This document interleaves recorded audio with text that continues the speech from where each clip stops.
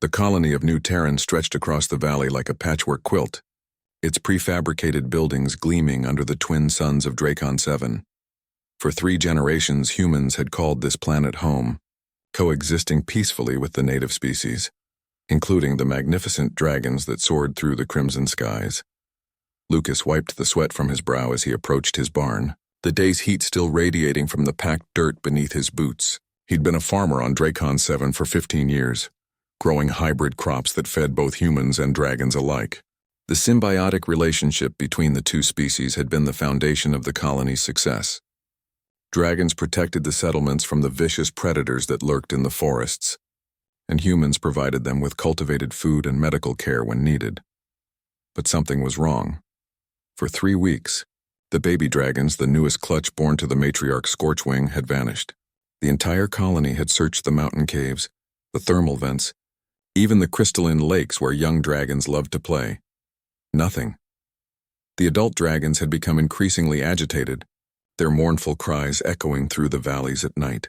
Some had even stopped eating, and the colonial administrator, Susan Reeves, had declared a state of emergency. Lucas pushed open the barn door, expecting to check on his equipment before nightfall. Instead, he froze. There, nestled in a massive pile of hay, were 12 baby dragons. They slept peacefully, their scales shimmering like opals in the fading light. Each one was no bigger than a large dog, their wings tucked tightly against their bodies. Tiny wisps of smoke curled from their nostrils with each breath. They had burrowed deep into the hay, creating a warm nest that radiated heat like a furnace. Lucas's heart hammered in his chest. He slowly backed away, careful not to wake them, and sprinted toward the Colonial Administration building. "Susan!" He burst through her office door, startling her from a stack of reports. "I found them. The baby dragons, they're in my barn." Susan shot to her feet, her gray eyes wide. "Are you certain?" "All 12 of them sleeping in my hay storage." Within the hour, Susan had assembled a team of xenobiologists and dragon experts. They approached Lucas's barn with the caution of people defusing a bomb. Adult dragons circled overhead, having sensed that their young were near. Scorchwing herself landed in Lucas's field, her massive form causing the ground to tremble. Dr. Chen, the colony's chief xenobiologist, scanned the sleeping hatchlings with her instruments. "Fascinating," she whispered. "Their body temperatures are lower than normal. They've been in a state of semi-hibernation, but why?" Susan asked. "Dragons don't hibernate, especially not in late summer." Lucas knelt beside the pile of hay, studying the baby dragons more carefully. That's when he noticed it. The hay they'd chosen wasn't random. It was bluegrass hay, a hybrid variety he'd been experimenting with, combining earth plants with native Draken flora. He'd stored it separately because he wasn't sure if it was safe for consumption. "I think I know," Lucas said quietly. "This hay, I treated the soil with a compound to increase nitrogen fixation. It's based on a Terran bacteria that we modified to work with Draken soil chemistry." Dr. Chen's eyes lit up with understanding. "The fermentation process. When hay is stored, it undergoes fermentation. Your compound must have created some kind of chemical reaction." She ran new scans and her device chirped with results. "There's a high concentration of a sedative compound in the air around this hay. It's similar to what dragon mothers produce in their saliva to calm aggressive hatchlings. These babies must have stumbled in here, felt safe and drowsy, and simply fell asleep. For 3 weeks?" Susan shook her head in amazement. "Their metabolism slowed down to conserve energy.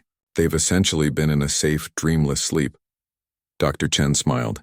"Leave it to humans to accidentally create a dragon lullaby." Scorchwing approached the barn entrance, her massive head lowering to peer inside. She released a low rumbling sound, the dragon equivalent of a relieved sigh. Gently, almost comically careful given her size, she began to wake her babies with soft nudges of her snout. One by one, the baby dragons stirred, yawning to reveal tiny fangs and stretching their wings. They chirped and squeaked, immediately nuzzling their mother. Scorchwing examined each one, checking for injuries or illness. Finding none, she turned her great golden eyes toward Lucas. In that moment, an understanding passed between human and dragon. She lowered her massive head, and Lucas, though his knees shook, reached out and placed his hand on her warm scales. It was a gesture of trust that few humans had ever been granted. "Thank you," Susan translated, reading the dragon's body language. She'd spent years studying their communication. She's thanking you for keeping them safe. Over the following days, the story of Lucas's accidental dragon nursery spread throughout the colony. The xenobiology team studied his hay compound, eventually developing a controlled version that could help calm distressed or injured dragons during medical procedures. Lucas's barn became something of a legend, the place where human ingenuity had solved a crisis, even if entirely by accident. But more importantly, the incident deepened the bond between humans and dragons. Scorchwing's Clutch would grow up with a special affinity for humans, often visiting Lucas's farm to sleep in his barn. Even after the original hay had been replaced, other dragons began to see human settlements not just as allies, but as extensions of their own territory, places of safety and innovation. Susan stood with Lucas one evening, watching the baby dragons play in his field while their parents soared overhead. "You know what the best part of humanity is?" she asked. Lucas raised an eyebrow. "What's that?" "We bumble into solutions. We experiment, we adapt, and sometimes we accidentally create miracles," she smiled. "No other species in the galaxy has our particular brand of creative chaos. The Confederation thinks we're reckless, but incidents like this is why humanity survives wherever we go. We turn barns into nurseries and mistakes into medicine." Lucas chuckled, watching a baby dragon attempt to fly and tumble into a haystack instead. "Humanity fucking ya?" Susan laughed. "Exactly." As darkness fell over New Terran, the twin moons rose above the mountains. Dragons and humans settled in for the night, two species bound together by the unpredictable genius of human innovation, and one farmer's experimental hay.